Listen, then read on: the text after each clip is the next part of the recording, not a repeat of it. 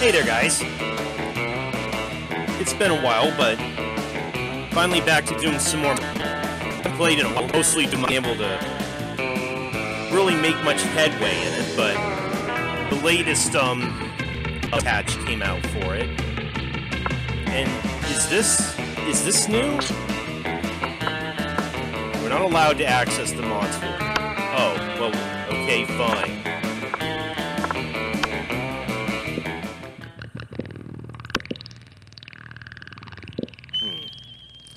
Let's check out the second term DLC then. Spooky High School, the sweetest years of our lives.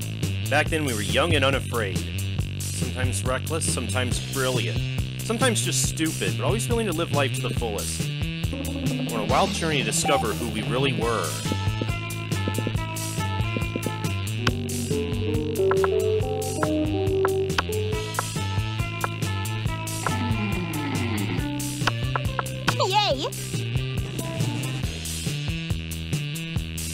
To experience its ultimate challenge, Monster Prom.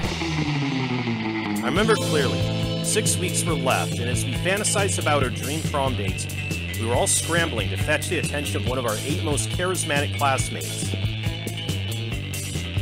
Scott Howell, a girl athlete who compensated for his rather small brain with a stupidly huge heart. Miranda Vanderbilt. Princess? Yeah, we met all of you in the last one. Holly Geist. Damien LeVay.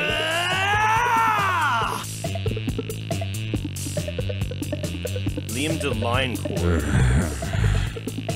Hipster vampire. Okay, I think she's new. Zoe, an eldritch cutie who went from endless deity of the dark realms to ultimate fangirl. Oh fuck, it's Bastion! Or, no, Calculester Hewlett-Packard.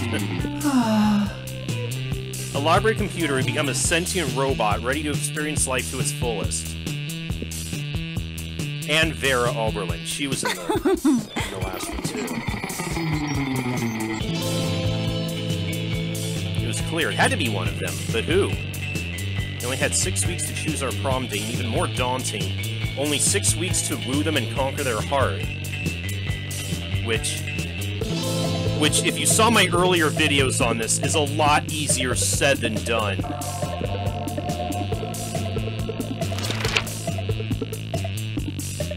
Ah, yes, the quiz. Using our PhD in bullshit to diagnose which kind of deviant sicko you are.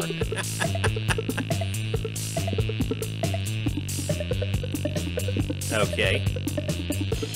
And then they become our character stats. Which is probably gonna go a long way in, first of all, who we're gonna have the easiest time with. And even then, how would you try to cop out of arresting you?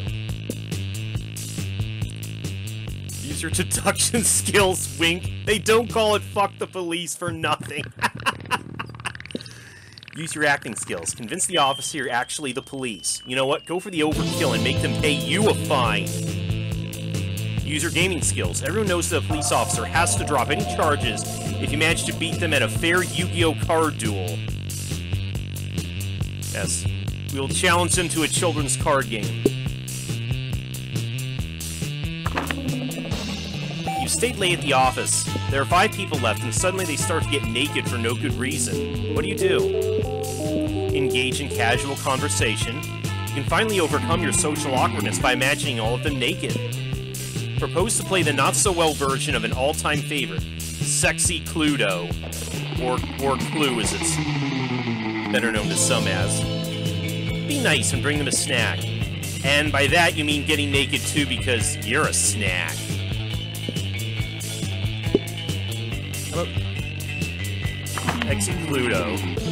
What criteria would you use to name your children? My name plus the second. Child and current version based on birth order. I will research for a name that is pun-proof and joke-proof. No one will pick on them. Something simple and friendly like Bobby or Mary. Just a swear word. A non-heteronormative name to give them freedom to define themselves on their own terms. Swear word. School isn't just working out. Time to go into stripping. What's your stage name? Duchess Henrietta Honeylips III. Nikita Nipples. My name plus the naked. Oscar Wilde. White Pussy. Max Pleasure Model 3000. Oh, jeez.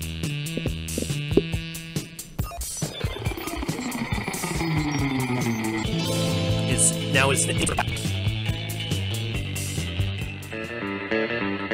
Let's go!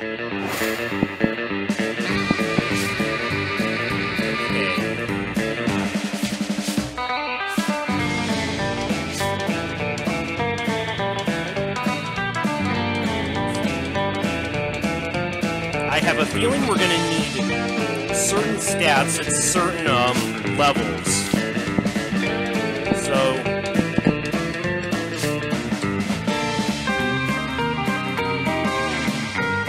into certain areas. It's gonna give us the best chance at that.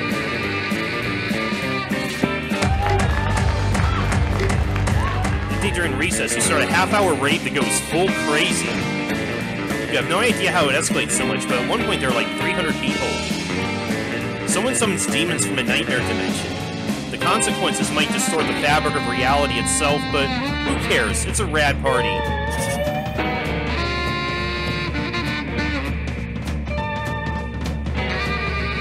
Damien's got Calculester backed into a corner and things look heated. You head over to see what's the matter. What's up? Quit holding out on me, Buckle. I know you got a secret weapon. Damien, please. Not all robots have a secret weapon. Bullshit. Even my dad's lawnmower has a secret weapon. Inconsistent information. Hell does not have lawns. Okay, it's more of a tank than a lawnmower. And the weapons aren't so much secret as there are numerous. Hey, you're just trying to distract me by making me think about a rad tank. You're not getting off that easy. Show me your secret weapon. We gotta defuse the situation before it turns extremely violent. Will we defuse it by distracting Damien or by revealing Cal's secret?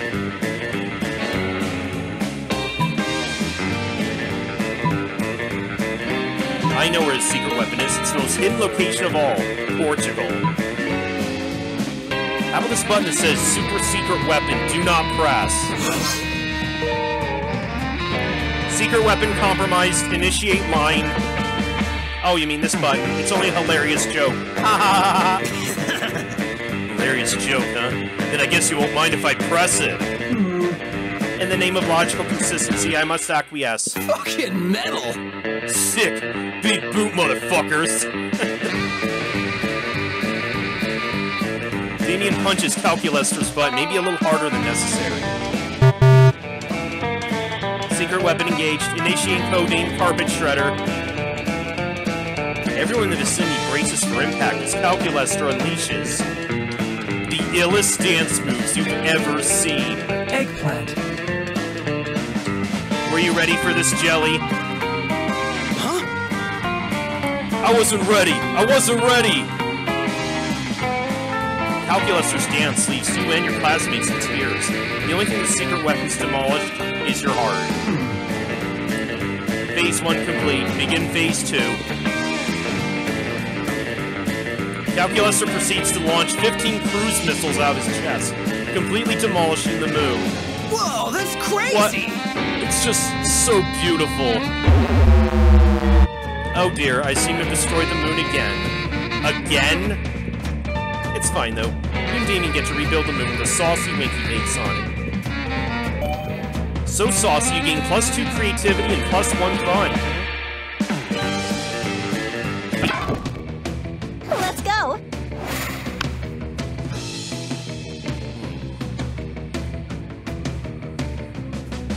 shall we sit with?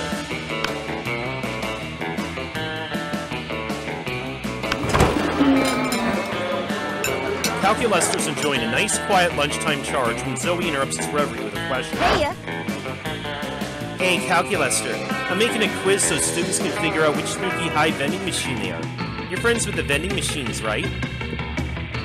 I'm friends with every person, friend Zoe. But, like, are the vending machines people that you're friends with? That is a rather insulting question. Yes, vending machines are people, and yes, I'm friends with them. Also, vending machines have feelings? Of course they have feelings. Which feelings? I do not know. I'm a terrible friend. Aw, man, don't be sad. We can figure this out together for my quiz. But how can we talk to the vending machines about their feelings? Use pure logic, Cal. Vending machines seem to give away things when you put money in them, so put coins in and ask them about their feelings. Look up their manuals online. I love conducting obsessive online research on all my favorite topics. Success! This pure logic is sound. Vending machines have one input and one output. Let us use the input and scrutinize the output. Go down the row of vending machines, stuffing coins into each and seeing what comes out. Oh look, this one spit out an almond joy. This one seems to have disposed an almond sadness. And this one gave me an almond help me, I'm trapped in this immobile shell, selling sugar to high schoolers. Please kill me. I am happy. Understanding of friends' feelings enhanced. You make a mental note not to buy any more candy from that third vending machine. Calculester's delighted with you though, so it's all good.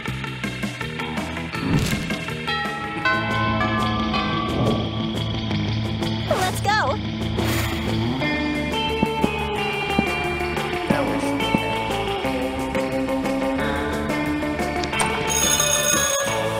That's how you listen to your elders and learn valuable lessons. Sometimes after all the monster nonsense and the dating gimmicks, you forget that attending class is supposed to be the primary activity at this high school.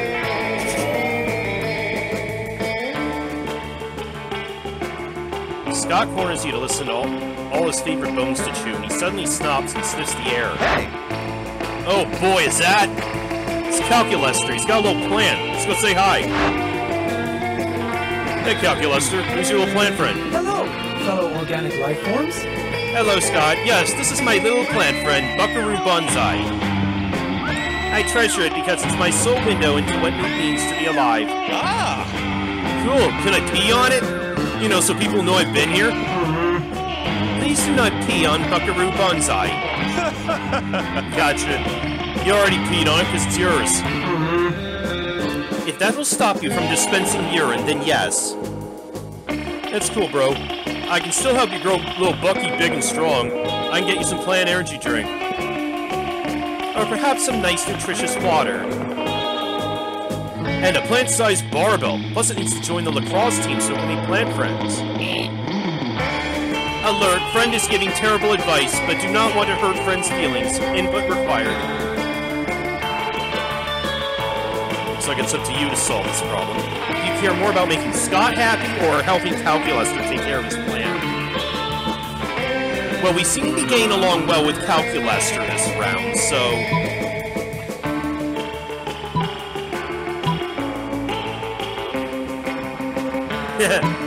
Racing stripes. Gotta grow fast. Awesomeness levels critical. Yes, Vicky is correct. Unknown sports metaphor applies perfectly in this scenario. Oh wow, never thought of it that way. But why is it clear? Energy drinks are always orange or yellow or purple. If it will prevent you from destroying my beloved Buckaroo Bonsai, we can make the water any color you want. Ooh, can we make it red? Red is a color, yes. Hooray, you hear that, Becky? Bucky, prepare to get juiced! Oh dear. Before you know it, Scott's doing all of Calculester's watering for him. And you're making a small fortune canning energy drinks for plants. You get +2 money and +1 creativity.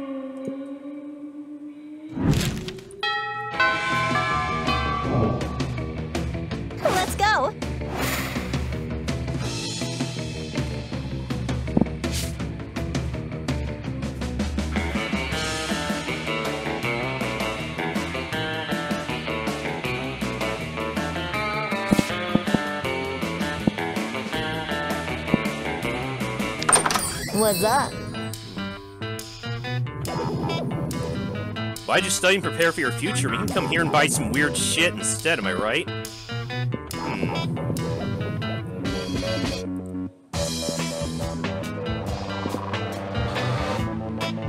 PR agent.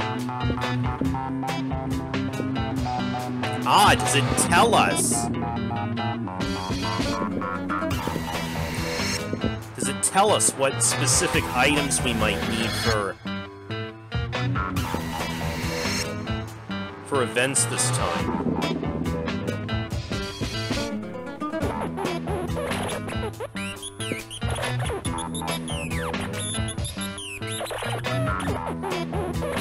Cocaine has become the new vanilla of drugs. I'm not sure what I need, though.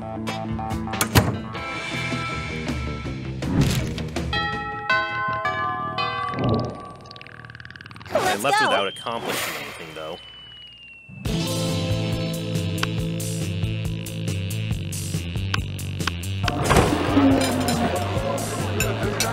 Zoe seems to have brought some fresh sanity today. That is, she has a screaming man strapped to the table and is currently siphoning his sanity out through his eye sockets. Friend Zoe, I'm afraid I must take issue with your current practice. What, eating? Eating in a manner which causes a human to repeatedly scream "kill me" while avoiding his bowels and bladder. It does not seem nice. Are you for real? Look, I was born this way, okay? Well, not so much born as ripped from the fabric of reality itself and animated with equal parts raw malice and the concept of despair. But still, don't judge me.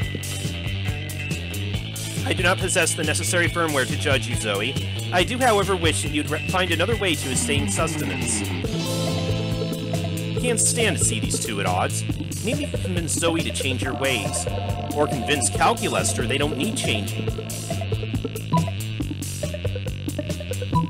Eat this vegan brownie I bought instead. Come on, Calculester. Sanity isn't even one of the top 5 worst things Zoe could be devouring from this dude. Status skeptical. Please list 5 things worse to devour from this man than his sanity. Oh, that's easy. Deep-seated insecurities of me is 1. Poop is another. The crippling fear of death present in all mortals. E. And worst of all, opinions. Are his opinions really that bad? Well, he's a prominent user on Reddit. Understood. Analysis complete. Sanity's an acceptable food substitute compared to several things that are worse. Nice, like I always say, when life gives you lemons, compare those lemons to the all-consuming void. The void is way worse than a couple of lemons. Couldn't agree more, mostly because you're interested in smooching Zoe, but still.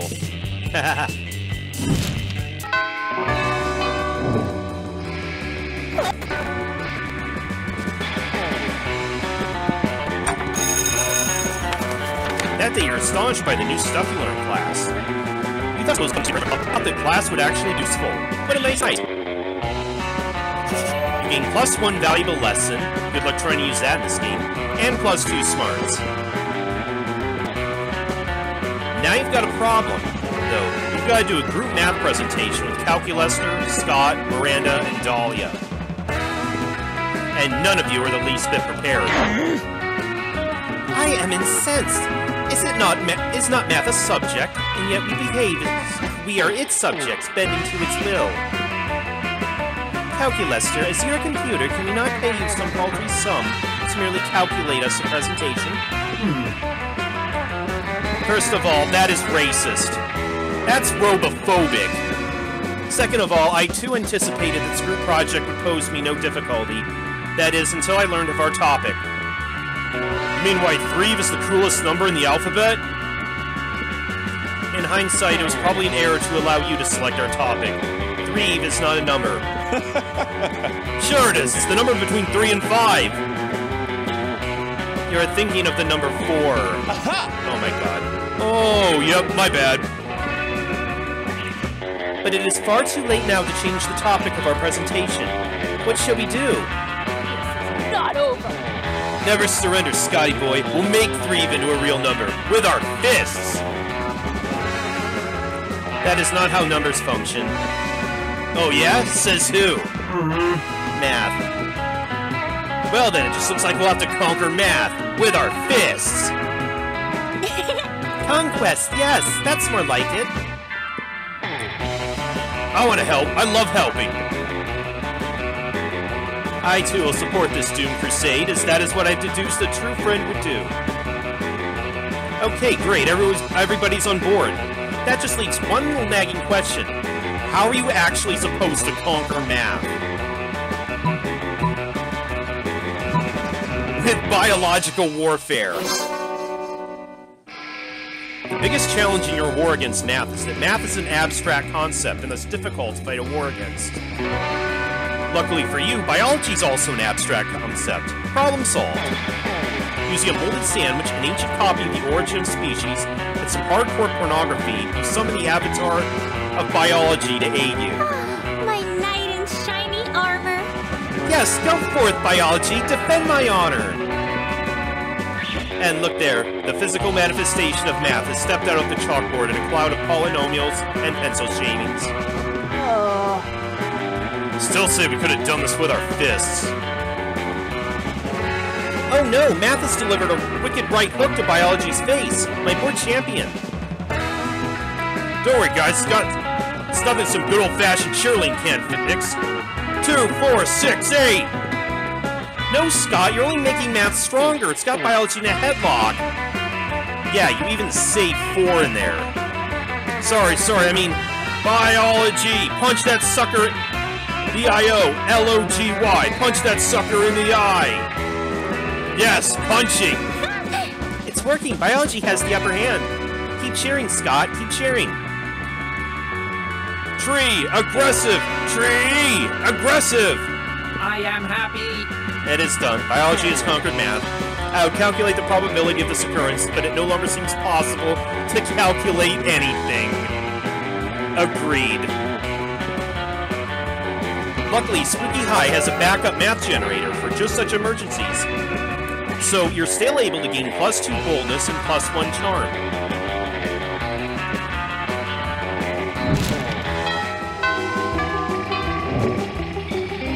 Let's go.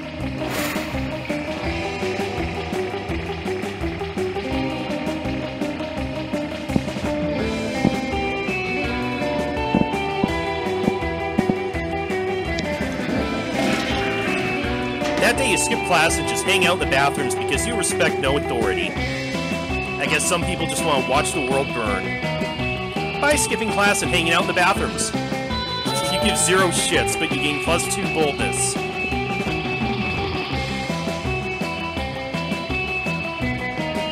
You manage to catch a moment alone with Calculester.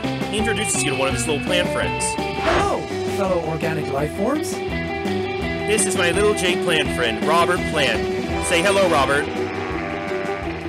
Note, I'm aware that Robert is incapable of saying hello as he's a plant. Also, he does not have a gender. I am merely engaged in what you organics call imagine a play. It's very, very extraordinary. Oh. Who the heck are you? Aw, just look at you two. You're so cute together. You're about to say thank you when you realize that they were addressing Calculester and his plan. Everyone at this school is so afraid of commitment, always flirting, never settling down. It's refreshing to see a robot and a plant actually dating. I believe you're mistaken. Robert and I are not dating, actually, or otherwise. You aren't? But you care about him deeply, don't you? Inasmuch as I understand the concept of caring, yes. And if anything ever happened to him, you'd be devastated, right? Once again, you have asked me a question about feelings, and once again, I must say, probably? And he's completely dependent upon you for sustenance, correct? Finally, an uncomplicated question. Yes, this is objectively true. Sounds like you're dating to me. Oh dear, I had not considered the possibility that my attachment to Robert Plant might constitute a romantic entanglement. But perhaps you are correct. No, you can't let Calculester believe he's dating his plant. Not if you have any hope of dating him yourself. Quick, prove the couple wrong. this very thorough teen magazine, robots and succulents are romantically incompatible. You can't be in a relationship with Robert because I am!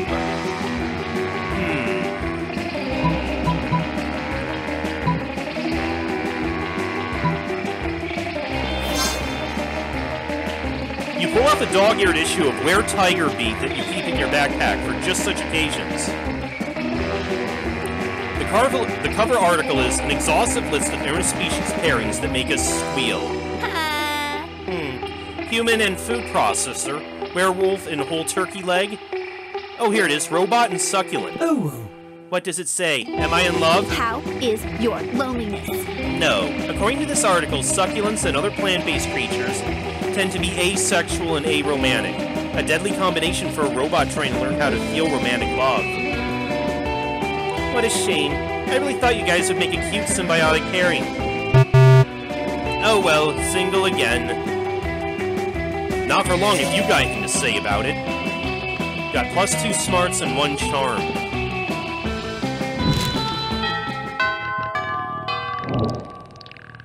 Let's go.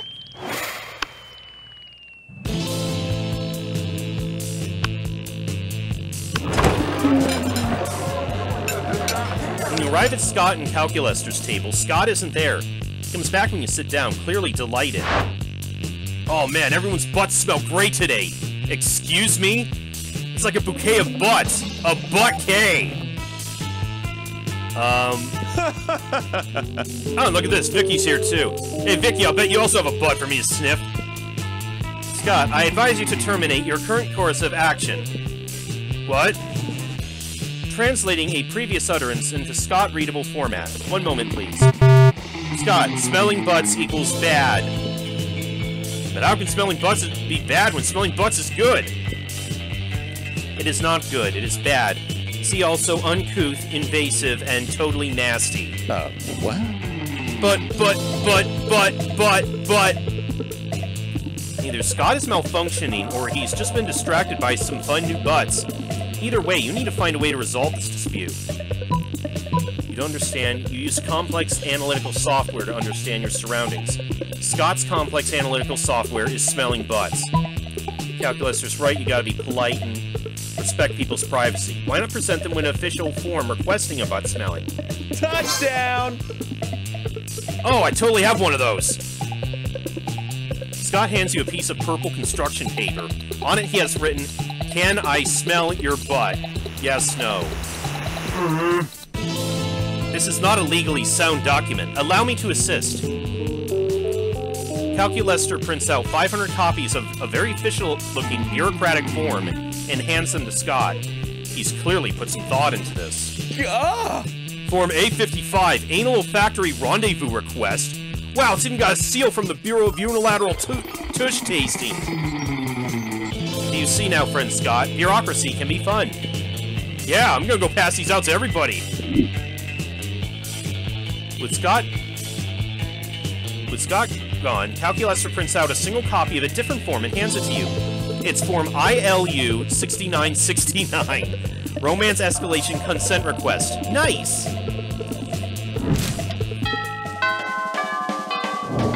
Okay, we Let's go. might actually do it with this one.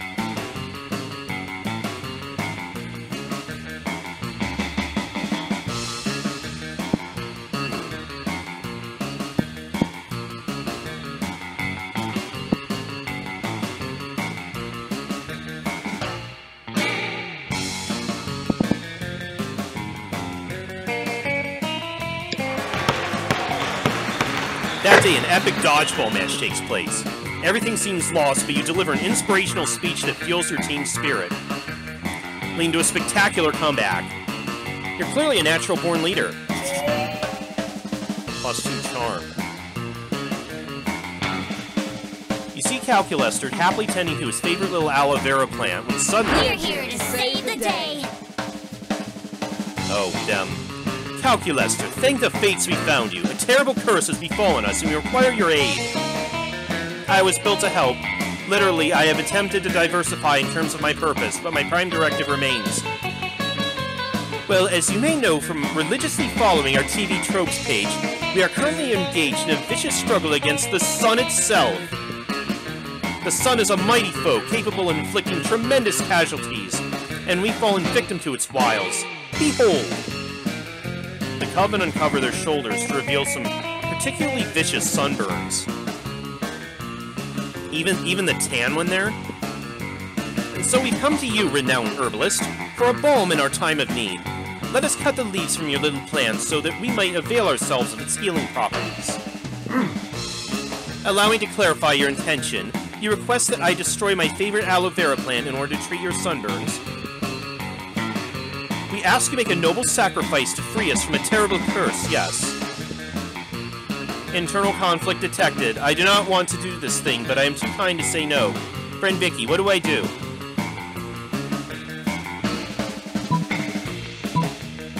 Let's think about this logically. Many people have done terrible things, but no plant has ever committed an evil act, so isn't this plant worth more than the entirety of Monsterkind? If you're looking for aloe vera, why don't you just ask Vera? Are they related or something?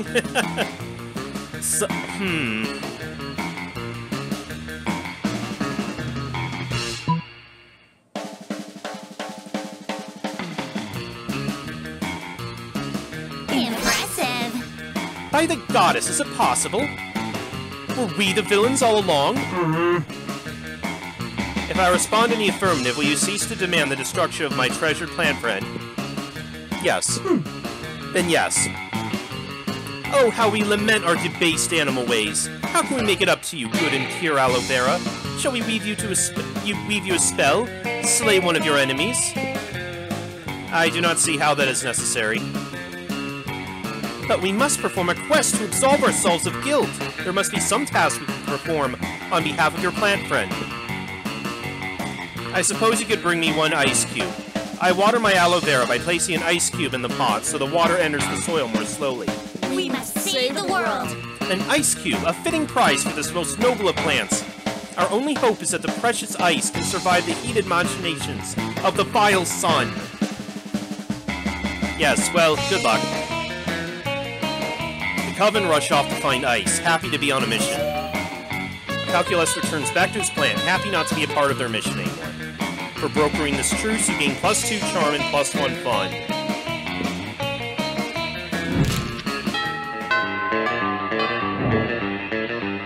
Let's go.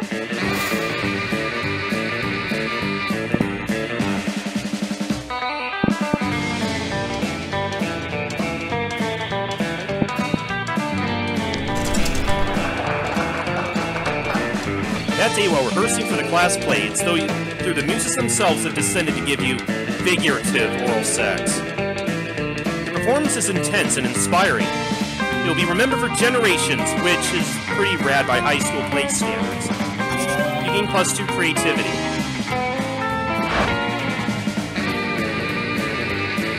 But soft, but light through yonder window breaks. It's Vicky. And he broke through the aforementioned window with an axe and is now trying to murder me. Ah!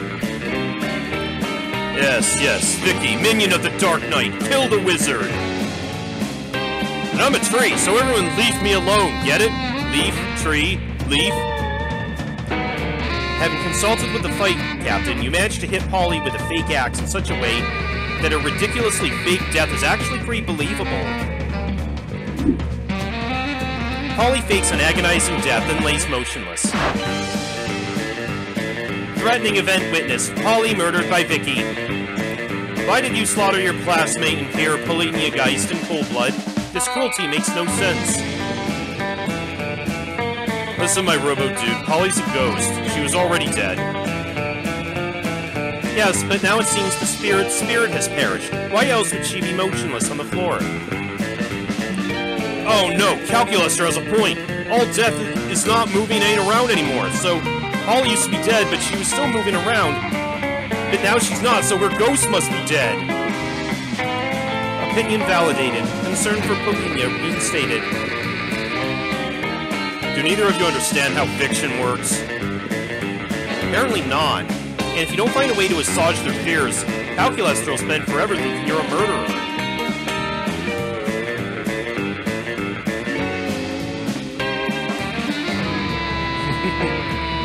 But now watch as I revive her again with this magic potion from her belt.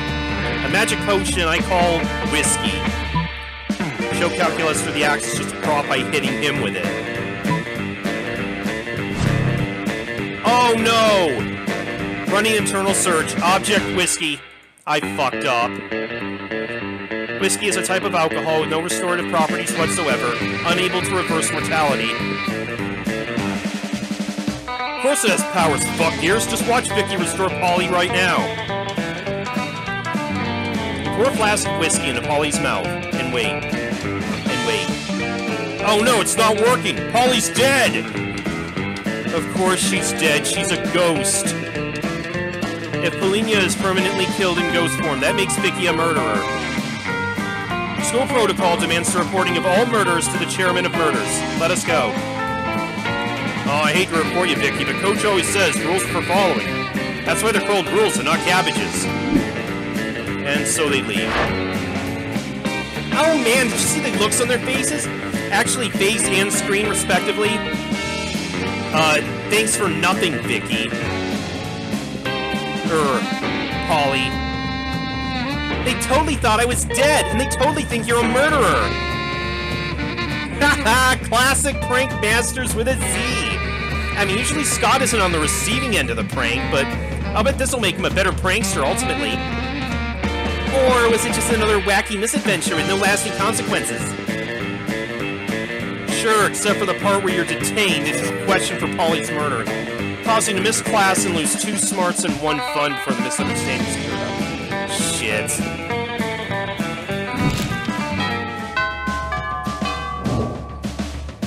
Let's go.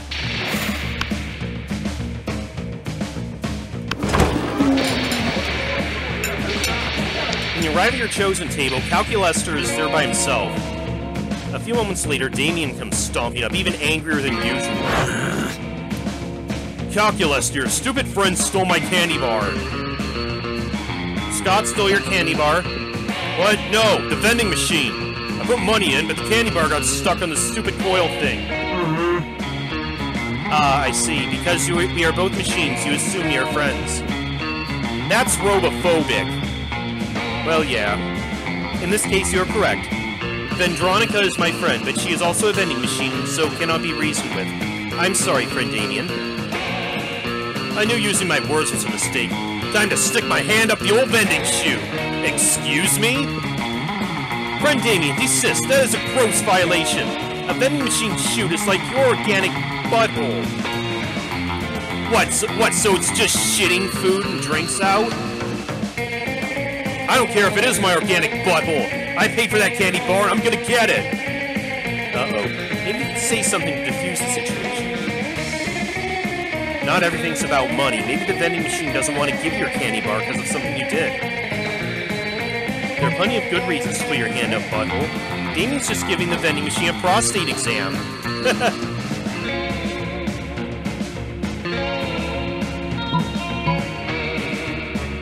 Server error. Inconsistency detected. Vending machines do not have prostates. Yeah, obviously. That's why I'm giving it a prostate exam. If I find a prostate in there, I'll know there's something wrong with the vending machine. Inconsistency resolved. Carry on. Fuck yeah. Time to grab as many candy bars as I can while I'm in here. Also some cigarettes. You still got plenty of time left in the period to enjoy Damien's spoils with him. And to wonder why your school vending machine carries cigarettes.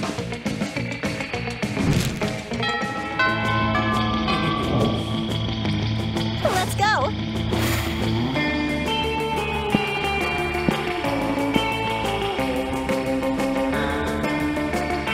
Gotta say, I do love the dialogue in this.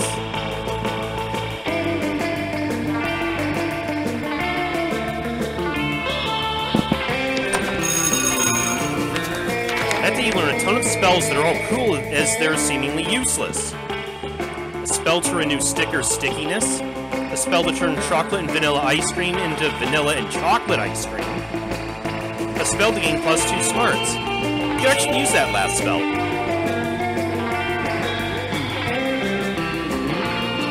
Another seemingly arbitrary group project given by Mrs. the Loch Ness Monster.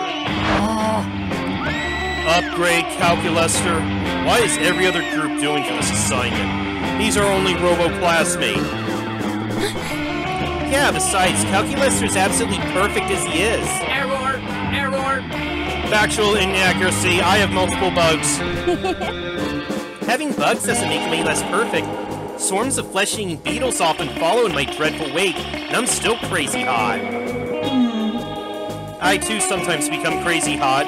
It's called overheating, and is yet another problem with my physical form. Whoa. Just let me improve your self-esteem, mechanical mortal! I mean, hooray body positivity! Ha ha ha! Look, I get where you're coming from, Zoe. Calculester's great as he is, but our grades won't be unless we buckle down. Buckling down is what you're best at. Other than guessing which classmates would like what response, but now isn't the time for that.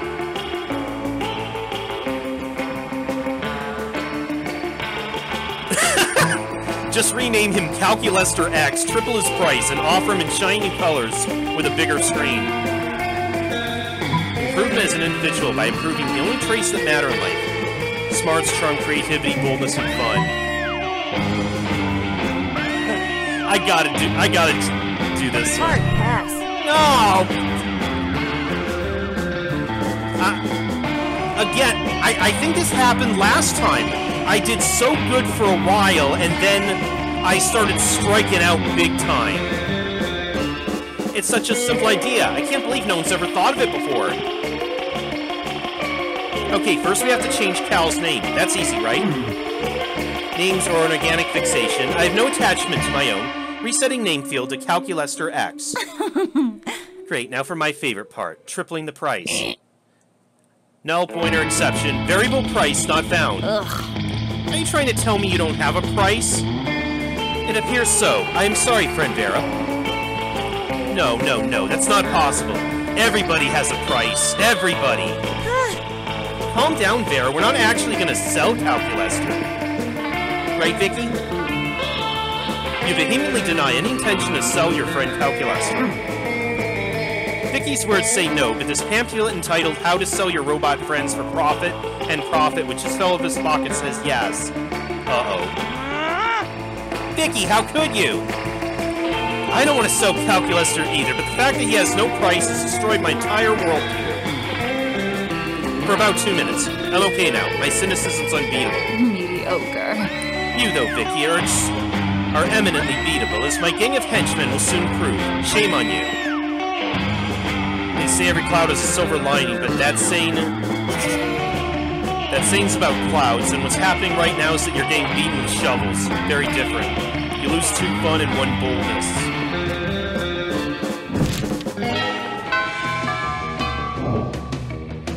Let's go.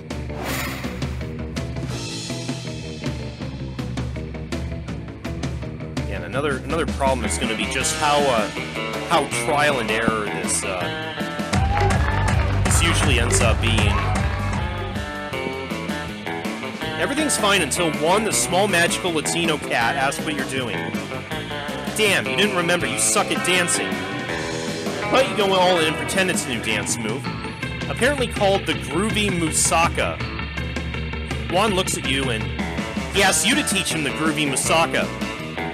In no time, half the party's following your steps, enjoying the Groovy Musaka all together. It's a party to remember. Gain +2 fun, and a cool story to tell your grandkids someday. You're checking some plates of pasta on your dating app for people so lonely that they're starting to consider dating a plate of pasta. Luckily, Calculester interrupts you before you keep spiraling down like that. There you are, Vicky. I was about to engage into a complex plotline protocol, but I was worried I might fail at it. Then it came to my mind. Vicky is proficient at shenanigans, so I thought if you were okay with helping me, it would be cool. You tell Calculester you're in. You also tell him there's no need to use air quotes for cool. I am happy. Whoa, I'm already learning stuff. Exciting. So here's the thing. So far, I've been enjoying being alive, but recently I've started to question myself. Am I doing life right? Am I good at living? I do not know. All this is so new to me, I might be doing it all wrong. So I want to consult some expert living organic forms so I can crack the correct formula of existence. Yikes. Oh, don't make that face. I'm not consulting you, my friend. My data shows you tend to answer questions based solely on how likely the answer will lead you to dating your classmates. Uh-oh. Found out. It is valid to me, but useless for this endeavor. But my data also showed you excelled at wacky misadventures, so you might prove a worthy partner for this. But no, I thought the best course of action would be consulting the 2 organic living forms that were key into turning me into a sentient being. If they push me into life, they certainly have to be plenty wise. Look, there they are now. What's up? Oh. Hello, fellow organic life forms. I am trying to solve the dilemma of finding the meaning of existence, and since you brought me to existence, I thought you might know. Fuck yeah, we know. Do we? Yeah, Scott, so being alive's nice. It's like being this orange. Damien pulls a slightly squished orange out of his pocket. Ah! Oh yeah, you need to be like the best orange ever. As long as you're not a lame banana. So you need to win the game of life while also being an orange. And remember not to be a banana cow. Also, I think it's very important to be super high on vitamin C if you want to rock at being an orange. That way you can be the best orange ever! Yes, you can also bring destruction to all the other puny fruits. I am honestly having a hard time following your line of thoughts, my friends. That's because you don't have to follow us, you need to follow the orange. Or you're supposed to be the orange. Fuck. This is clearly going nowhere, and these 2 are not the best of metaphors. It's clearly up to you to lead them into building a valid life lesson. But how?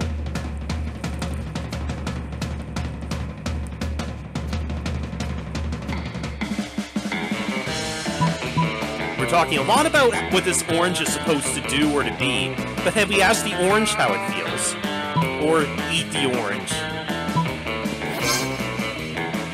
Ooh, that sounds like a very valid and thoughtful question. What do you think the orange feels about being the best orange? Let's ask it. Orange! Scott starts screaming at the orange and gets no response, obviously. Damien stops the nonsense by grabbing the orange again. I think the orange sometimes feels its pressure to be the raddest orange ever. Maybe there's more than one way to be the best orange. Oh, how so? The orange can be sour, but also sweet, so maybe the orange sometimes feels pressure because it's orange. Dads are the raddest oranges ever. And so the orange sometimes wants to be as rad as its orange dads, but sometimes it just wants to explore its own truth, to define what it means to be its own best orange. That's very insightful, Fred Damien, so life can be about defining how to become the best orange possible, but it can mean different things for different oranges. Yes, I think so. Whoa, this much thinking made me hungry. Can I eat the orange, Damien? No, I want to keep it for a while. Damien leaves, looking into the orange in a very introspective way. Initializing love.exe. Well, friend Vicky, we've gathered very useful data. I have high hopes for this wacky misadventure. Should we engage into high-fiving? Fuck yeah, you high-five Calculester. Scott also high-fives both of you, even if he clearly has no idea what's happening. You'll gain +2 smarts and +1 fun.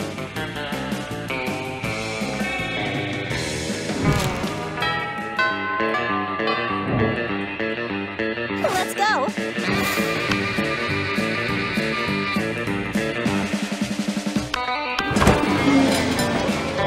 You know the old joke, a robot and a vampire sit down at a cafeteria table to not eat? Friend Liam, you seem quite focused, thus I apologize for interrupting. But I cannot help noting that you are frequently absorbed in your technology to the exclusion of all else. As a piece of technology myself, I must admit to being the synthetic equivalent of flattered. But something does not compute. I spend my days and nights longing for organic connection, trying and failing to artificially generate the sensation of being loved. But you, the entire organic population of this high school at your fingertips, chose to instead use those fingertips to stimulate your smartphone device. It intensifies my loneliness just to watch. Lean into that feeling. Loneliness is the third cruelest emotion, right behind tsundere and none. I do not wish to lean into that feeling, Liam. I wish for you to lean out of it. You don't know what you're asking, Cal. Do you know how many photos are shared on Instagram alone every hour? 3,958,333.33 repeating. It was supposed to be a rhetorical question, but you've only strengthened my point, which is this. What if, while I was away from my phone seeking organic connection, one of those Instagram posts were to be bad? Who would post devastatingly condescending emoji? Who would ironically share it along with a gif of Marcel the Chump languidly smoking a cigarette? Who, I ask you? Who? The internet is defenseless without me. I cannot miss a moment. Counterpoint, this is unhealthy and bad, and you should not do it anymore. Things are getting pretty heated at this cafeteria table. You better resolve this dispute one way or the other before your ice cream melts. Leave Liam a note, not everyone has a super potent microprocessor for a brain, so they can receive internet updates while interacting with people. Check your robo-privilege. Calculus's right, how about instead of burying your pink twinge nose in your phone, you get updates via Puppet Show from Calculus, and I will now perform for you. Puppet Show. I would be grateful for the opportunity to engage in your organic lifeform custom of pretending inanimate objects, as I once was, have thoughts and feelings and opinions, as I do now. Of course, a robot doing a puppet show. It's so meta. All that I do is metal, for metal is what I am made of. Incorrect auditory input. Apologies, I realize that you said meta.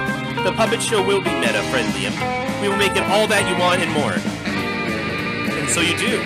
Calculus uses the internet in his mind to get all the information Liam would have gotten from his various platforms, which you and Calculus then translate through puppetry in the style of Bunraku, Weyang Kulit, Gigno Marionettes, and Julie Taymor. Liam's finally off his phone, and you and Calculus are at a wonderful and artistic bonding experience.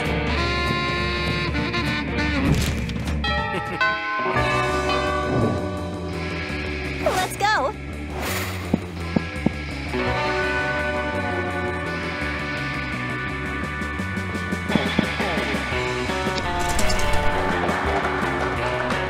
That day while rehearsing for the class play, you totally forget your lines. It's terrible. But you don't let that get you down. You start improvising all your lines. And it's marvelous. Somehow it enhances the pathos of the day in unexpected ways. And that's saying something, since half of your improvisation is a rap battle against your inner fears. +2 creativity. You promised yourself you weren't using that pasta plate dating app, yet here you are again. You can see how stupid the whole thing is, yet this plate of pappardelle looks way more delicious than loneliness. Farewell. Hey, friend Vicky, what are you doing? You throw your phone away so no one can see. Oh, I mean, you could have told me nothing if you didn't want to talk about it. The question was a mere protocolary tactic to engage in a conversation. What I really wanted to ask was if you are up to more wacky misadventures searching for the meaning of life. Wait, we couldn't help but listen. Are you looking for the meaning of life? Yes. Then look no more. Oh, friend Miranda and friend Liam, are you providing insight on this very weird and probably inaccurate metaphors about oranges? What? No, life should be like art. Yes, I very much agree. Explanation value. Useless until more information is provided. What defines art? Well, art is an expression of oneself that aspires to explore the monster condition through the embodiment of specific aesthetics that define the artist's worldview. At its peak, it achieves universality while also being the most personal and individual form of expression, a big middle finger from the artist to the status quo, as it ignores any convention or preconception. That's a very wordy definition, Liam. Don't listen to Liam. He uses too many words. Oh, how majestic. My favorite statues, paintings, and books are the ones that are dedicated to me. So it's clear that art should be about me. None of these definitions build a clear parallel that throws light over the meaning of existence. Liam's definition of art revolves around exploring the monster condition, therefore the meaning of life. It creates a paradox, not optimal. And Miranda's definition states that the meaning of existence is Miranda. That sounds about right. Conclusion not satisfying. No way, you're all about satisfying your classmates. You just need to push one of these two into further reflection. Push them!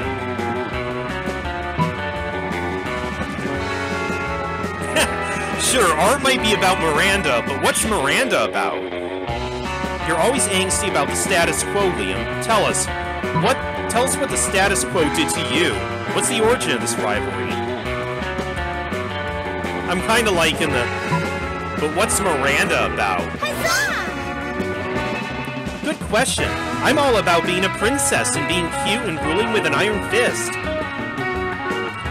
Error. Your royal blood, cute anatomy, and ruling birthright are yours by default. I think Vicky is assessing the idea of free will. Given the freedom of choice, how you, friend Miranda, would define yourself? What? You see, my analysis determines you are a friend that's the most in a state of stasis. You are too tied to attributes that were given to you since the day you were born. Wealth, social status. But if you want everyone to follow you, then the most logical question in exchange is, where are you leading us? Where is Miranda heading? Whoa, those are really big questions. Let me consult my thinking serves. No, this seems to be part of the issue. You tend to depend too much on your subjects. You think this makes you wealthy, but it also makes you poor in individuality. Let me process a proper protocol of action. Loading. 68%. 84%. 98%. 99%. 99.5%. Plan process. You'll engage in a day of enjoying existence without the meditation of any type of serf. Heavy lies the crown, so you'll let it go for once. You won't be a princess, you won't be a ruler, you will be Miranda. I suppose I can try. Yes, and this is valuable data for us. Existence might also be about the exercise of free will and escaping your comfort zones.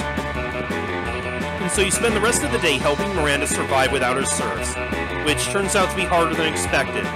It's astonishing the many things Miranda can't do by herself.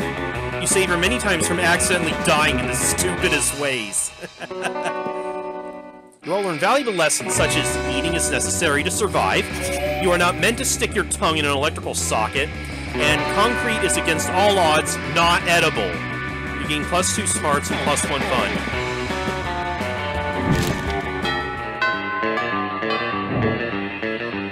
Let's go.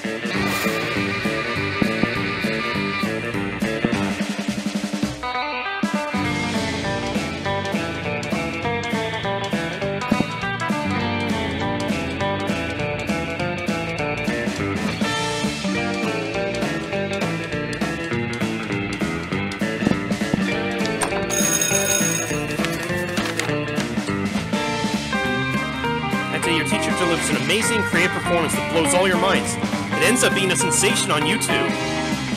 Your teacher gains +10 coolness, but who cares? He's not trying to romance your classmates. Or is he? We hope not. Oh, you also gain +2 smarts. Hooray! Afterwards, Calculester manages to catch you alone. You can tell he's nervous because he prints out a piece of paper that says, "I am nervous," from his crotch. Farewell. Hello, friend Vicky. I have recently completed an inventory of my feelings repository and found numerous romantic feelings for you. I'm having trouble interpreting these feelings. Are they good? Are they bad? Is your love a virus? I do not know. However, I have determined that the best way to find out for sure is to confront you directly. Would you like to go on a date with me?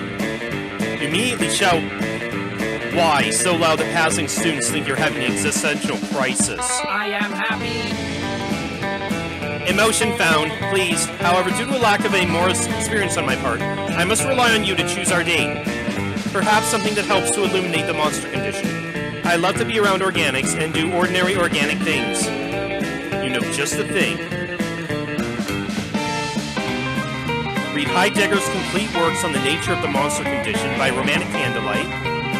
Let's go to the hospital and watch people give birth. It's the new Netflix and chill. Ooh.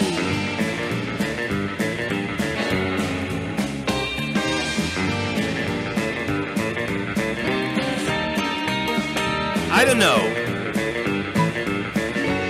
I don't know if Calculester's gonna be into this. You bust out the candles and bring your dog your copy of Monster Heidegger's Being in Time. Calculester loves every nanosecond of it, especially the part about how each monster is born as many monsters and dies as a single one, or it turns into a ghost or a mummy or something. You're on a roll, so you move on to the other monster philosophers. Ludwig Frankenstein, Mary Shelley, Friedreich Banshee. When you get to the part in Julian Huxley's transhumanism about how a Dracula with a robot arm is no longer a Dracula, but a robot Dracula, Calculester turns to you with love in his face. I have a deeper understanding than ever before of the monster condition. Perhaps you would like to replace some of your parts with robot parts. Oh. You can think of a lot of things you'd like to do with some robot parts right about now. Gain +2 smarts and 1 creativity.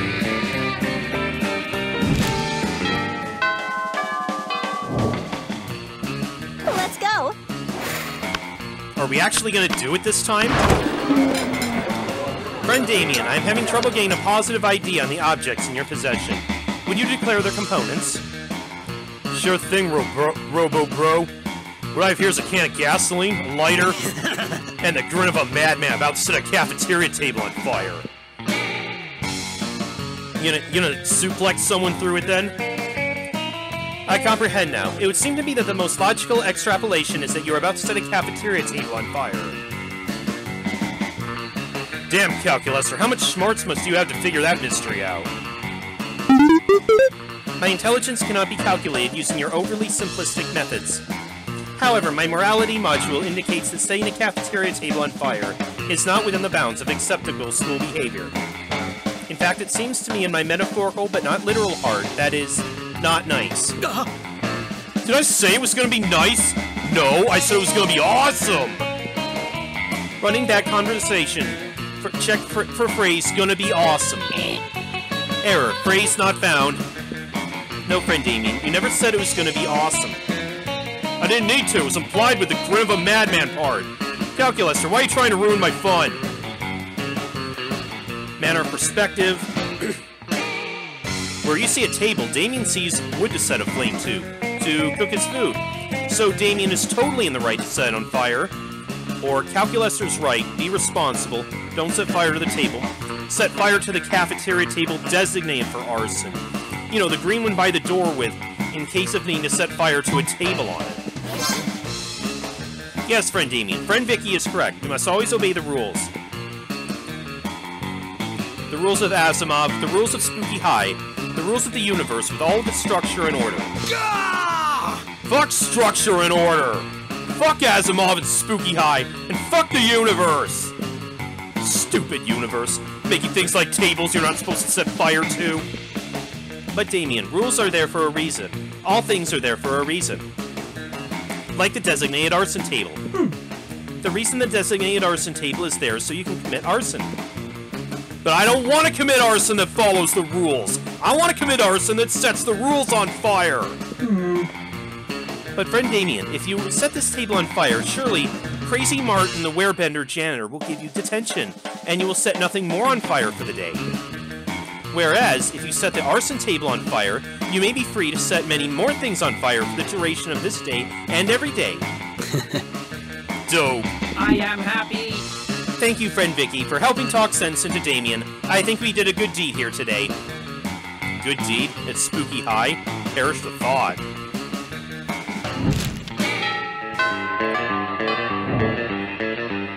Oh boy. Okay, I think this is our last... This is gonna be our last session.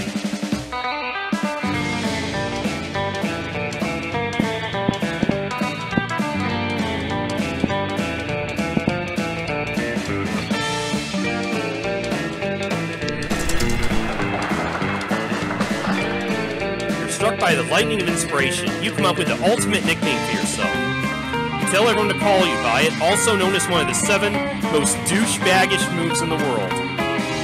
But the nickname is so awesome, inventive, and appropriate that people decide to go along with it. Quite the theme. We the devs dare you to actually come up with a nickname for yourself and ask the other players to call you by that name until the end of this run. You look for Calculester. You want to help him on this quest for the meaning of life. You need to do something, anything. You need to forget about last night. Hey Vicky, are you ready to delve into more wacky misadventures together?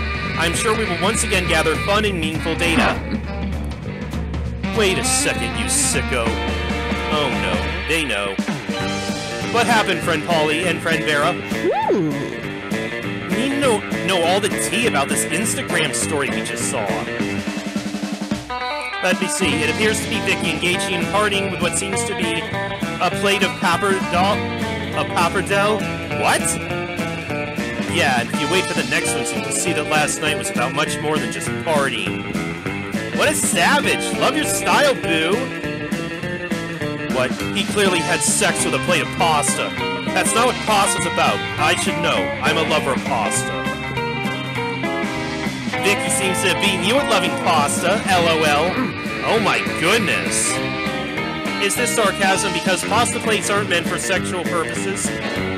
That's hilarious, but pretty okay. You do what you want to do with pasta. You eat it, you can fuck it, you can use it as a hat, anything goes. No, Polly, it's always the same with you, going crazy all the time, with no sense of direction whatsoever. Fuck directions! Life and pasta are about getting lost as fuck, Vera. No, you focus on enjoying stuff, and then you've lost any purpose or direction. Like pasta. You want to eat and fuck pasta all day, but there won't be any pasta if you don't cook it first. So you need to cook it first. You need to master it so you can get the most out of it. You have to conquer pasta first if you want to feast on it. Seriously? Honey, it's always the same with you. What's the point of conquering pasta if you forget to feast on it along the way? Vicky, we need to help our friends reaching truce on this disagreement, which is about pasta and nothing else, as I can't sense any kind of subtext to it. They're starting to lose me a little bit too. Vera, you can get too lost. You can too get lost by focusing too much on mastering everything you do. Sometimes you must enjoy the little effortless pleasures of pasta and life, like caressing this plate of ravioli I just cooked. Come on, plunge your hand into it. Polly, there's an added pleasure to enjoying something that took some effort and mastery. Like any decent pasta lover knows making sex to a plate of cuore di zucca with tartufo al parmigiano is way better than just fucking some plain mac and cheese. Oh my god, this conversation. Let's try this one. I must admit, you're making sense. Is he? Yeah, God knows I can't eat pasta, but be sure I can fuck pasta. And sure, fucking some mac and cheese for the balls is what you call comfort sex, but it can get pretty pointless pretty fast. Indeed, when you spend hours hand-picking the best ingredients, making your own pasta, cooking a complex sauce, carefully planned to pair with it, that's a whole other level. I mean, I'll take it if it makes you realize I was right. Well, don't get me wrong, I think you need to chill a bit and enjoy life as it comes, but sure, you're not 100% wrong at least. It can get pretty annoying always trying to make me focus on something other than partying. But to be honest, you made me see that focusing a bit on the stuff that makes me tingle can be very fulfilling too. Oh, like what stuff, friend Polly? I love to read Veritably, been working on a publishing house. Then she made me see that my love of designer drugs could turn into a love for chemistry. And she was right, chemistry rocks. We even cook together. I realized cooking is dope, as it is like chemistry too. Like the other day, we cooked a kick-ass plate of linguine that ended up fucking big time. Oh my god, you did what? Classic! You know I can't eat food, dum-dum. What do you think I was gonna do with the pasta I saved in Tupperware? Fair enough. It seems close friend Vera pushes you past your constant celebration of pleasure for the best reasons. You have even found sources of passion. Yeah, Vera's the best. She might be a mean bitch, but she's a bitch who cares. Polly. I am happy. So this wasn't only about pasta, it turned out to be about life too. So much great data. We achieved truce between our friends, and it seems to be another good lesson. The importance of balance. Feasting on life is good, but to truly enjoy such a feast, you need to do your best to conquer life too. Let's go celebrate. You cook all four together a superb plate of ricotta ganache with spinach and gorgonzola for you to eat, fuck, or do with it whatever satisfies the most. +2 creativity and +1 fun.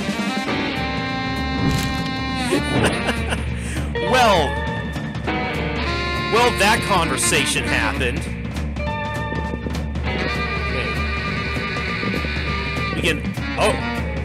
We can actually choose to go by ourselves. I think this is new. Well, we seem to have made a lot of progress. Okay. Moment of truth time. Let's go. Farewell. Hi, friend Vicky. I am happy. We have gathered so much data. I don't know what to do with it, though. Our friends gave us very valuable advice, yet each piece of advice was different. Maybe life does not have a clear purpose or meaning. Maybe it's up to us to give it a meaning that makes sense to us. Every person seems to have their own vision. The best we can do is share life with others and learn from them. Thanks for helping me see this. It was very nice of you. Initializing love.exe. It is very important to me that I know I appreciate your company very much. You go to prom together and enjoy it as you enjoy life. We actually did it this time! You discuss all you learn. You realize it might be okay not to know all the answers, just to enjoy the journey. Calculustor's not sure what his purpose or meaning is, but he's at peace knowing he likes life and he likes taking care of his succulents. I love life. He lives a simple and fulfilling life, taking care of the things he loves, and always ready to learn and be marveled. You understand that you might never acquire all the hard answers for all those complex questions, but you have each other. And that's more than enough. Vicky. Most likely to marry a zebra. Calculustor, most artificial yet genuine. Total runs. 42 endings? Really? Holy shit. 50 of 1,988 outcomes. Jeez. Okay, but I'm gonna end it here because I believe the end credits music, if I recall last time, did get my videos copyright flagged, so I think we'll call it, and we'll try somebody else's route next time. I'll see you then. I'm playing a game.